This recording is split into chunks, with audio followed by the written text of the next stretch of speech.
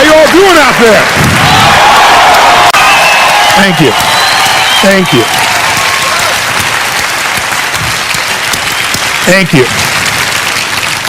I'm honored and I'm blown away, even though this is my 25th year plus doing this. I've been doing this for a quarter of a century now, which is quite amazing for me in the process.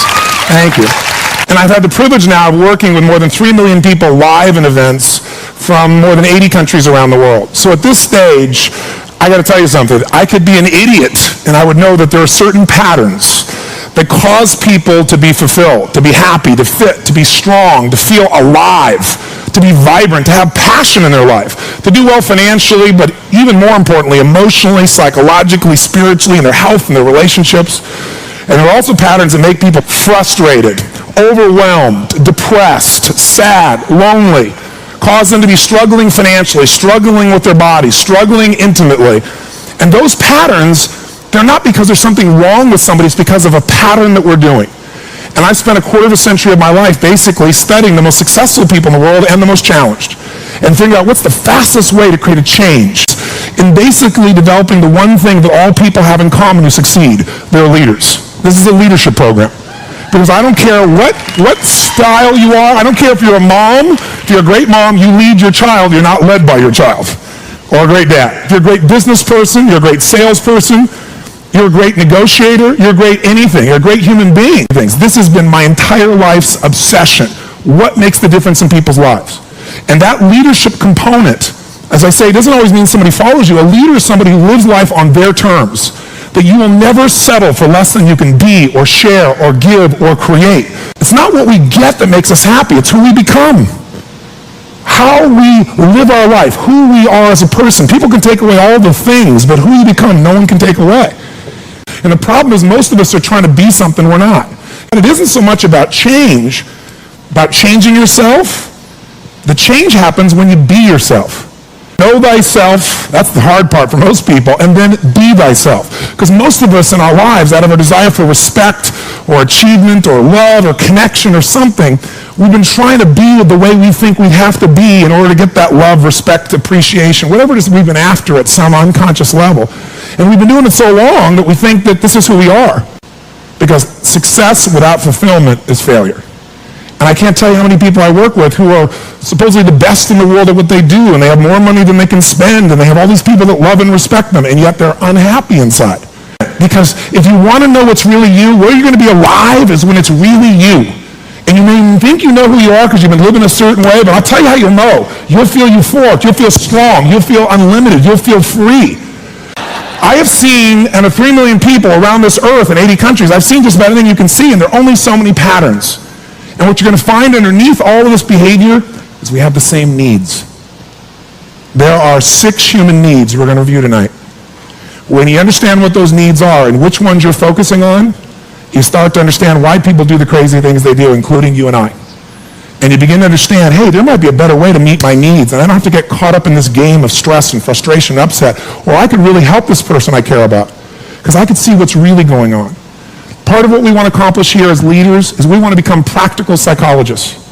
We want to understand what's really going on so we can help, so we can make a difference, so we can transform. So yes, of course you can do better in your business, because the more you understand about what people need and want, the greater you're going to be. The better manager, better leader, the better mom or dad, the better friend. And there's a better you that's available when you understand what's driving you. But most of us are running patterns over and over again. And we want to free that up. To free it up, we got to break the pattern. We got to do things that are different. So we're going to do something different.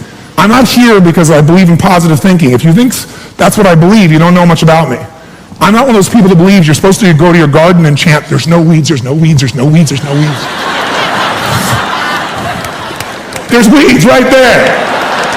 All right, that's what I believe. Here's what I believe. I believe that if you really want to be effective, you got to tell the truth. In fact, there's 3 mandates of leadership, if you want to jot them down, that may be the foundation of everything that I believe, and I hope that you will see as something that's useful for your own life to remember, because it's so fundamental. So the first mandate to leadership is not just to be positive. The first mandate to leadership is see it as it is, but not worse than it is.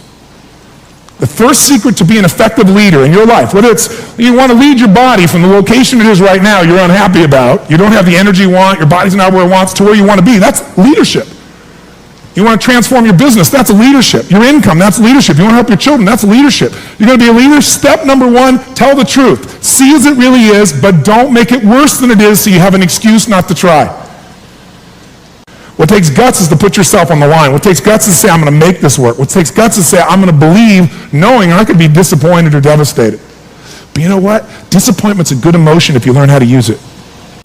Anybody can see it as it is and maybe be honest, but here's the real secret. Can you come up with a vision? Step two is see it better than it is. That's part of what we're going to do this weekend. Seeing it as it is, you got to be honest. And there's not anybody in this room, including me, doesn't have areas of their life that can be made better. But if we can figure out what they are and tell ourselves the truth, regardless of what other people think, then we got a chance to make a change. I learned something from General Schwarzkopf, one of the best leaders I've ever met. And I got a chance to spend quite a bit of time with him over the years. And he said to me, Tony, I'll tell you the secret to leadership. He said, the whole secret to your life, for any group of individuals, no individual, no organization can get better till they can admit something's wrong. And so you know what the problem is? No one wants things to be wrong, so we compare ourselves to others who are doing better than so we can feel really good. See, he raised the standard. He went to step two. Step two is you got to see it better than it is and set that as your standard. A standard is something you don't go for. It's not a goal. It's something you live, breathe, and find a way to get to no matter what. If there isn't a way, a leader makes the way. Is there a difference between should and must for you? Yes or no? You better believe there is. So when that standard is a must for you, you're going to find the way. Finally, the third key here is once you see it better than it is, make it that way. You got to take massive action. You got to be resourceful. You got to find the way to make it you want it. So this weekend, first thing we're going to do after a while is you're going to get real clear about how is it really? How is your relationship really? How is your body really? How is your career really? How are your finances really? All of us in this room, as different as we are, and you can look around, you see every gender, race, probably religion, belief structure in this room. The one thing I bet we have in common is we won't settle. How many came because you want more? How many came because you want more? Say ah! Oh, say ah! So whatever that more is that you came for, more energy, more focus, more determination, more confidence, more certainty, more love, more success, more playfulness, more of your body being where it is, more of your spirit alive, whatever it is, I can tell you this, whatever you think you came for, that's not why you came. Because I've done this for 25 years. I'm not saying you won't get that too. But what brought you here and what you're going to leave with is going to be more than what you thought. I can promise you. You want to know what makes us happy? Progress. That's it.